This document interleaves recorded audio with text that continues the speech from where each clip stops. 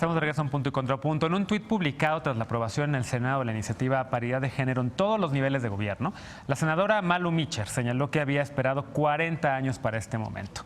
Las mujeres han esperado incluso más para poder ejercer sus derechos políticos y no ser parte de una cuota que las convierta en Juanitas. Esta iniciativa, aprobada por unanimidad, ahora pasará a la Cámara de Diputados. Veamos el contexto.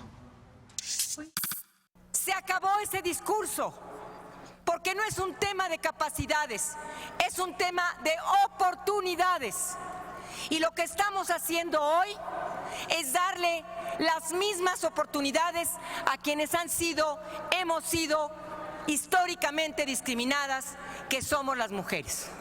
La primera legislatura senatorial paritaria aprobó de forma unánime que la paridad se extienda a todos los niveles de gobierno del país. Con 120 votos a favor y 0 en contra, se aprobó en lo general y en lo particular reformar la Constitución política para garantizar el pleno ejercicio de los derechos políticos de las mujeres. La iniciativa establece la participación paritaria en puestos de elección popular, impartición de justicia y organismos autónomos en los 3 órdenes de gobierno. La senadora Marta Lucía Micher, una de las impulsoras de la iniciativa, señaló que con esta reforma se acabarán cuotas y la violencia política contra las mujeres al garantizar la igualdad, libertad, seguridad y paridad. A la fecha, solo 8 mujeres han sido electas como gobernadoras en el país y en los gabinetes estatales, solo el 15% de los cargos lo ocupan mujeres y el 28% de las curules en legislativos estatales. Con la aprobación de la paridad sustantiva, quedó establecida la obligatoriedad de respetar la participación de las mujeres en todos los espacios políticos y en las mismas condiciones que los hombres. Tanto los poderes de la Unión como los 3 poderes de las entidades federativas y los municipios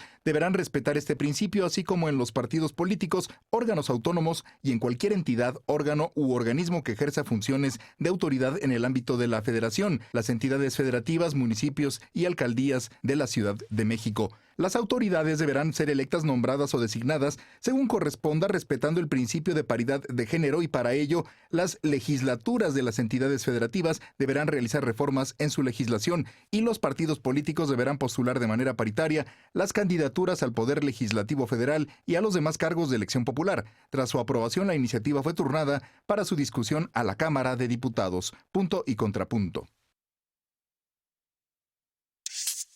Tercer tema de discusión esta noche, un tema que, bueno, evidentemente creo que nadie en la mesa va a tener un contrapunto, creo que todos y todas estamos a favor de este tema, entonces vámonos, buenas noches.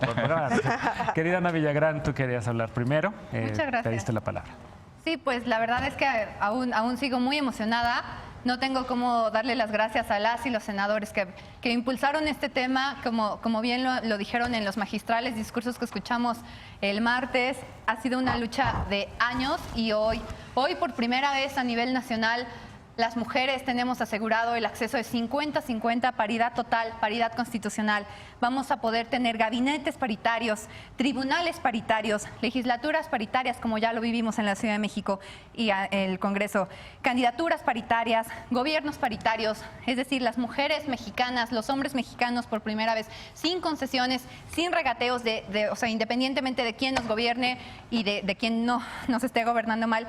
Vamos a tener acceso, es muy simbólico porque esas acciones afirmativas le dan acceso, mientras más mujeres haya en el gobierno, más mujeres se sienten inspiradas a luchar, a levantar la voz, a querer participar. La verdad es que es un cambio histórico y todas aquellas que nos hemos ganado los cargos de verdad con trabajo, peleando, recibiendo muchos nos, conocemos y entendemos la importancia de este cargo. La vida de las mujeres en la política es muy compleja, es muy complicada. Nos exigen 3 veces más que a un hombre. No hay una mujer que no haya competido por un cargo, independientemente de cualquier partido político, que no le hayan preguntado ¿por qué quieres ser presidenta? ¿Por qué quieres ser diputada? ¿Por qué quieres ser concejala? ¿Para qué? ¿Dónde está tu marido? ¿Qué estás haciendo? ¿Por qué estás vestida así? ¿Por qué usas tacones? ¿Cómo te metes al mercado así? ¿Por qué no te maquillaste? ¿Por qué no te peinaste? Entonces, estos cambios realmente a mí me emocionan demasiado y lo quieran o no, esto, teniendo más mujeres en el gobierno, muy pronto vamos a tener una mujer presidenta. El camino está abierto y bueno, pues que la lucha A ver, siga. nada más, ¿y podría alguien explicar, tal vez tú, Estefanía, en qué consiste esta ley que ya pasó en el Senado, falta todavía Cámara de Diputados, pero qué quiere eso que haya paridad a nivel también lo puedo explicar federal?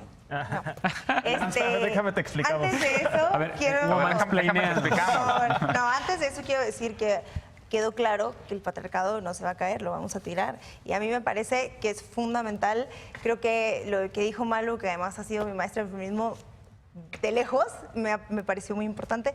Bueno, en lo que consiste es esto. Mucha gente preguntaba, bueno, si es una ley, lo que sea. No, estábamos hablando, Martín y yo, que es una reforma constitucional y se están modificando varios artículos de la Constitución, lo que hace que los estados tengan que adoptar en el futuro, en sus propias legislaciones, para que pueda ser 50-50 en todos lados. A mí lo que me parece más importante son los 50-50 en la Suprema Corte, en todos los niveles, en todos los tribunales que existen. O sea, en la Suprema Corte ahora el presidente de México tendrá que mandar puras ternas de mujeres. Es para... En la terna y en la convocatoria. De gobierno. No. Está Martín así. A ver, en la Martín, terna y no en te la convocatoria. Ahora, y ahora que nos explique Martín, a mí lo que me parece importante, que además que sea pues, hiper simbólico, y esto es que creo que es el momento quizá de cuestionarnos cuáles van a ser, cuál es el tema de que sea cambiar estructuras, además de paradigmas. Creo que hay que cambiar estructuras, que hay que cambiar el acceso de las mujeres a la política, el acceso de las mujeres a todos los espacios. Es muy importante, sí, pero me preocupa quizá un poco que sea lo último, ¿no? O sea, yo quiero ver que de esto sigan muchísimo más cosas. Creo que es piso parejo, creo que aquí van a seguir pasando otras cosas, pero falta mucho, falta un montón. Creo que justo estas modificaciones también le hacen falta muchísimas otras cosas en este sentido. Digamos, ser muy explícitas en mínimo 50, si son 70 no hay problema. Yo quiero recordar que el año pasado, en el 2018, hubieron varias impugnaciones porque la paridad decía exclusivamente 50-50. En el estado de Morelos, se me hace que fueron 4 diputados, impugnaron porque dijeron, aquí hay sobrerepresentación, aquí hay 70 mujeres y aquí es más de paridad, y algunos jueces dijeron, bueno, y quizá tienes razón, ¿no? Entonces, más bien creo que hay que ser como súper específicas en ese sentido, pero es el momento que estábamos esperando, definitivamente sí, y estoy muy feliz, estoy muy contenta, creo que no hay nadie que diga que no. En diputados a ver cómo va, ¿eh? En diputados vamos a ver cómo va, pero sí creo que va a ir bien porque yo creo que esto no es una agenda política. Por primera vez en muchos... Hay pocos temas en los que no es una agenda política y creo que este es uno de ellos. Sí, sin duda. A ver, pero nada más unas cuestiones más técnicas. De la Corte, el dictamen que yo vi no modifica el proceso de designación de los ministros de la Corte, porque eso está establecido en el artículo 96. Es decir, el presidente envía ternas y, por lo tanto, el Senado puede escoger sobre esas ternas. Lo que sí modifica es el artículo 94 y dice que la ley va a convocar a un concurso y ese concurso debe ser paritario para jueces y magistrados federales y también locales, creo. O sea, en eso sí, los ministros de la Corte, en el dictamen que yo vi, no me vayas a sacar otra vez una cosa que no he visto, en el dictamen que yo vi, los ministros de la Corte, no. Esto tiene una lógica que yo no comparto, me voy a hacer el propio contrapunto, porque hay quienes dicen, es que los órganos que no son representativos no tienen por qué tener, vaya la redundancia, cuotas de representación, ¿no? O acciones afirmativas, porque la Corte, en teoría, no representa absolutamente a nadie. Al contrario, es un poder contramayoritario, no debe de ir al vaivén de lo que digan la mayoría. Si la mayoría dice que todos los hombres nos deberían cortar una pierna, pues la Corte diría, no, son derechos, esto no se puede consultar a las mayorías. Por lo tanto, dicen algunos críticos, los órganos técnicos no deben de tener ninguna cuota, ningún tipo de acción afirmativa para que entren por este tipo de acciones. ¿Cuál es el problema de ese argumento? El problema de ese argumento es que estás partiendo que todo el mundo tiene un piso parejo de oportunidades. Y el argumento de la meritocracia solamente se da en igualdad de circunstancias. O sea, arriba la meritocracia, pues sí, claro, pero si eres, en este caso, una mujer que ha sufrido discriminación durante toda la historia, no me puedes decir que estás en igualdad de circunstancias y por lo tanto el mérito es igual al de un hombre, ¿no? Entonces me dice mi contrapunto, ya me respondí, estoy totalmente a favor de todo eso. No, pero el discurso de la meritocracia solo en un plano hay que tratar a las iguales abstracto, igual, ¿no? Porque No, pero lo explicaste muy bien. porque se parte de desigualdades. Sí, claro, o sea, eso es. Sí. Y yo creo que obviamente en órganos deliberativos el tener el punto de vista, pues, de quienes ahora sí representan más de la mitad de la población es fundamental. Hay otro tipo de cosas que también muchos dicen, bueno, ¿qué pasa con los indígenas? ¿Qué pasan con los grupos Pues otros minoritarios? pendientes. Y no son agendas excluyentes, sino complementarias.